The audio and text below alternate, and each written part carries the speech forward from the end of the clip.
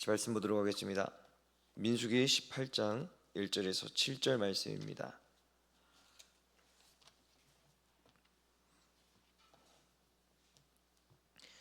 민수기 18장 1절에서 7절 말씀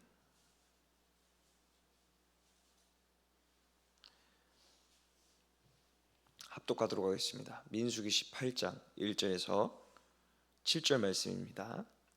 같이 읽겠습니다. 시작. 여호와께서 아론에게 이르시되 너와 내 아들들과 내 조상의 가문은 성소에 대한 죄를 함께 담당할 것이요 너와 내 아들들은 너희의 제사장 직분에 대한 죄를 함께 담당할 것이니라. 너는 내 형제 레위 지파 곧 내 조상의 지파를 데려다가 너와 함께 있게 하여 너와 내 아들들이 증거의 장막 앞에 있을 때 그들이 너를 돕게 하라.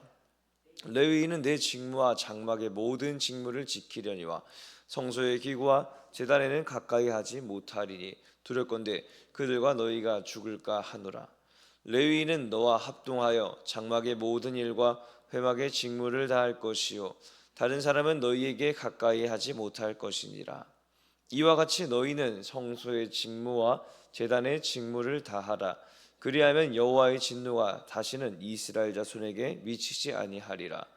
보라, 내가 이스라엘 자손 중에서 너희의 형제 레위인을 택하여 내게 돌리고 너희에게 선물로 주어 회막의 일을 하게 하였나니 너와 내 아들들은 제단과 휘장 안의 모든 일에 대하여 제사장의 직분을 지켜 섬기라. 내가 제사장의 직분을 너희에게 선물로 주었은즉 거기 가까이 하는 외인은 죽임을 당할지니라. 아멘.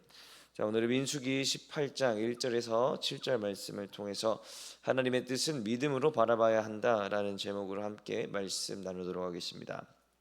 오늘 본문 민수기 18장 말씀은 제사장과 레위인의 직무와 분깃에 대해서 말하고 있습니다. 이 말씀은 1절을 보면 하나님께서 아론에게 말씀하신 내용임을 알 수가 있죠. 민수기를 쭉 보면은 하나님께서 이스라엘에게 말씀하실 때 항상 모세를 통해서 이스라엘에게 말씀을 전달하셨음을 우리가 볼 수가 있습니다.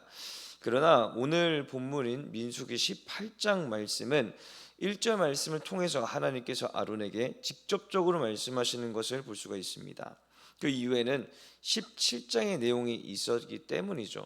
자, 17장에서는 하나님께서 대제사장의 권위를 두고 아론을 선택하신 내용이 기록이 되어 있습니다. 지파별로 지팡이를 가져오고 지파별 지휘관의 이름을 적되 레위 지파는 특별히 아론의 이름을 적으라고 하나님께서 직접 말씀을 하셨죠. 그리고 언약궤가 있는 곳에 12지팡이를 두고 그 다음 날에 아론의 지팡이에 싹이 나고 꽃이 피어 살구 열매가 맺어짐을 보았습니다. 하나님께서 아론을 택하셔서 대제사장의 권위를 주셨음을 확정 지으셨죠.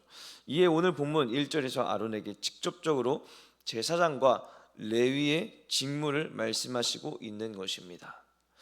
그러나 이 18장에서 제사장과 레위의 직무를 언급하고 있는 이유는 사실 따로 있습니다. 이를 이해하기 위해서는 민수기 17장 12절과 13절 말씀을 같이 이해해서 볼 필요가 있는데요. 한번 우리 같이 읽어보도록 하겠습니다. 17장 12절 13절입니다. 시작. 이스라엘 자손이 모세에게 말하여 이르되 보소서 우리는 죽게 되었나이다. 망하게 되었나이다. 다 망하게 되었나이다. 가까이 나아가는 자 곧 여호와의 성막에 가까이 나아가는 자마다 다 죽사오니 우리가 다 망하여야 하리까. 아멘. 자, 이 12절과 13절 말씀에서 이스라엘 백성이 두려움에 떨고 있는 것을 볼 수가 있습니다. 이유는 12절에서 말하고 있듯이 자신들이 죽게 되었고 망하게 되었다고 인지하고 있었기 때문입니다. 이들은 민수기 16장을 통해서 모세와 아론에게 반역하고 반란을 일으키려 하는 자들의 죽음을 봤습니다. 땅이 갈라지고 불에 타 죽었고 연병으로 인해서 죽었습니다. 그리고 17장에서 하나님께서 아론을 택하셨음을 보았죠. 그렇기 때문에 하나님은 하나님께서 택하신 모세와 아론의 영적 권위를 더욱 굳건하게 하셨으며 이를 어기는 자들은 죽임을 면하지 못함을 백성들이 깨달았던 것입니다. 다시 말해서 하나님의 말씀에 거역하는 자들에게는 무자비한 심판을 내리시는 분으로 인식되었던 것입니다. 하나님의 이 초월적인 능력 앞에서 이스라엘 백성들은 아무것도 할 수 없었던 것이죠. 그저 자신들도 하나님 앞에서 불순종하고 하나님 앞에서 거역하면 언제 심판받아 죽을지 모른다는 두려움과 공포만이 이들을 잠식하고 있었다는 것입니다. 그래서 하나님께서 아론을 통해 제사장과 레위의 직무를 명확하게 하십니다. 그들의 그 내용들이 어떤 것이며 이를 통해서 하나님께서 하시고자 하는 말씀이 무엇인지 한번 알아보도록 하겠습니다. 오늘 본문 1절 말씀을 한번 같이 읽어보도록 하겠습니다. 시작. 여호와께서 아론에게 이르시되 너와 내 아들들과 내 조상의 가문은 성소에 대한 죄를 함께 담당할 것이요 너와 내 아들들은 너희의 제사장 직분에 대한 죄를 함께 담당할 것이니라. 아멘. 자, 먼저 아론의 아들들, 그러니까 제사장들을 말하고 있는 것이죠. 그리고 내 조상의 가문, 이 조상의 가문은 레위인을 말하고 있는 것입니다. 제사장들과 레위인은 성소에 대한 죄를 함께 담당하라라고 말씀하고 있으십니다. 여러분, 성소에 대한 죄가 무엇입니까? 성소에 관련된 모든 죄를 말하고 있는 것입니다. 여기는 이런 것들이 있겠죠.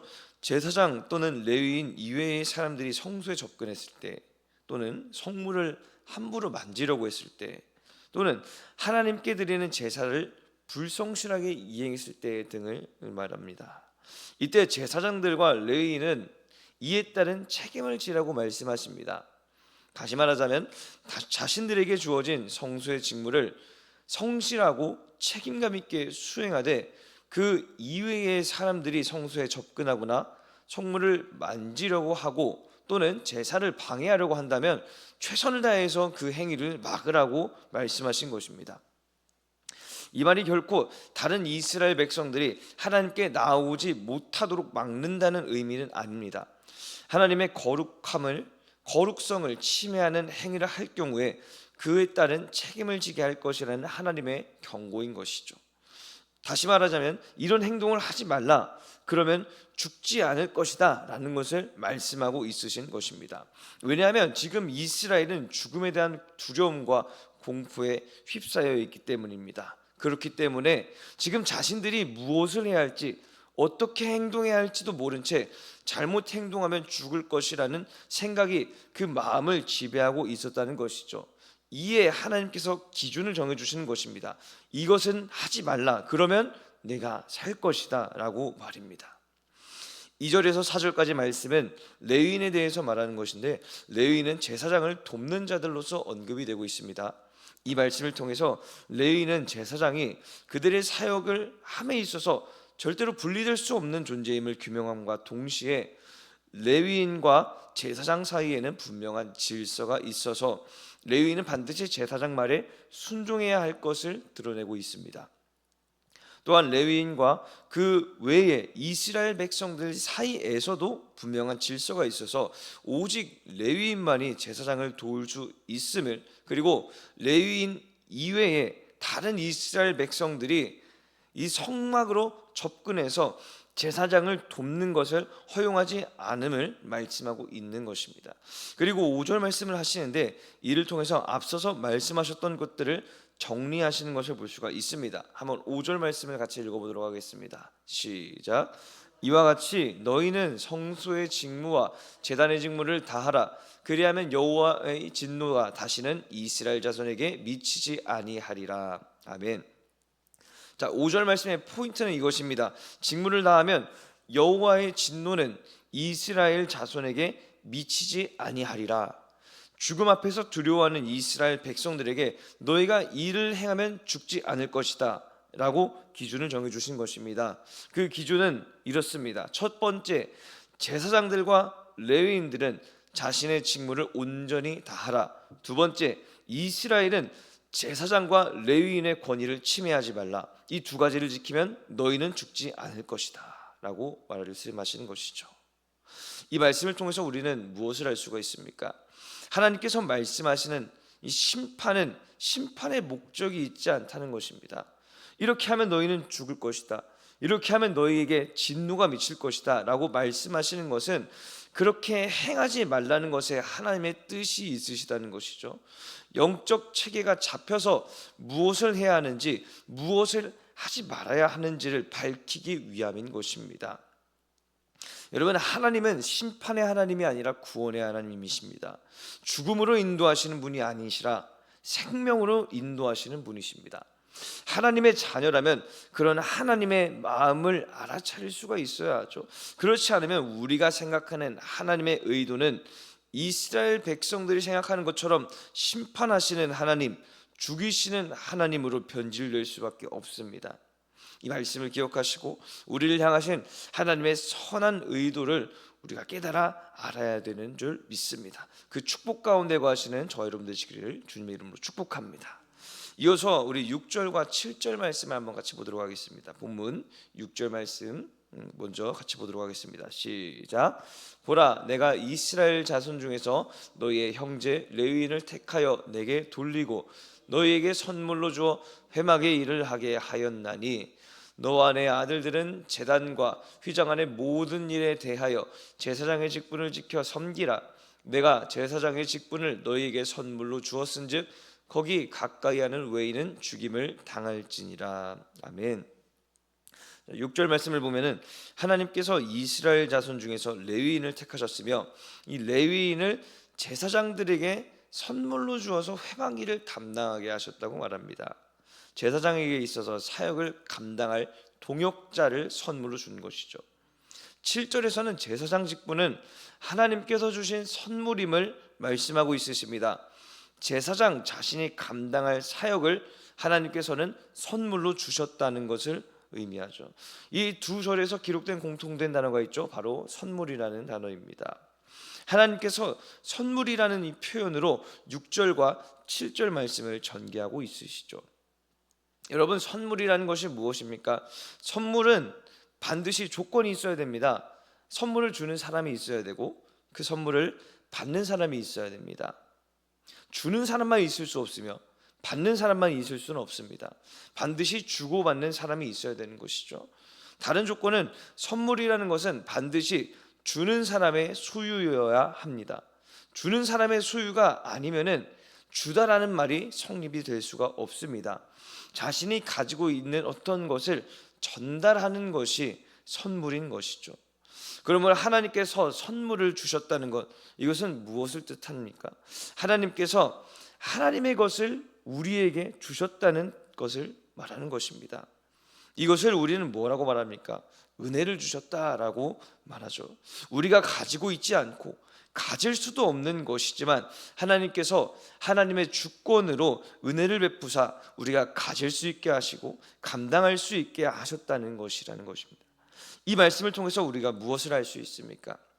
내가 감당하는 이 직분과 사역을 하나님께서 감당할 수 있게 하셨고 나와 함께하는 사역의 동역자들, 사역에 전념할 수 있도록 하나님께서 보내신 자들, 이 모든 것들을 하나님께서 주신 은혜요, 선물이라는 것입니다. 모든 것을 선을 이루시는 하나님께서 은혜를 베푸셨기에 우리가 하나님의 선물을 통해서 하나님께 영광 돌릴 수 있는 것입니다. 물론 때로는 육적인 마음 때문에 하나님의 은혜를 넘어서는 그 육적인 감정이 하나님의 은혜를 다 덮어버릴 때도 있습니다.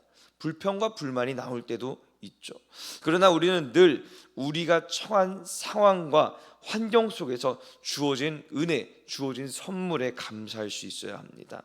이 말씀을 기억하시고 오늘 우리들에게 마주하는 이 모든 상황 가운데에서 하나님의 은혜를 발견하시는 저와 여러분 되시길 주님의 이름으로 축복합니다. 자, 말씀을 정리하도록 하겠습니다. 여러분, 하나님의 뜻은 믿음으로 바라봐야 합니다.